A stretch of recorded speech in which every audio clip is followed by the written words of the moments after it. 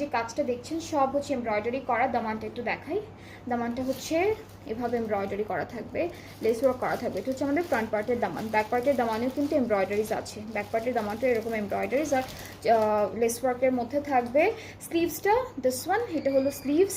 Back পার্টটা হচ্ছে পুরোটার বডি হলো প্লেন আসবে, জাস্ট এই যে এখানে, আর দামানে হচ্ছে এমব্রয়ডারি কাজটা পড়বে।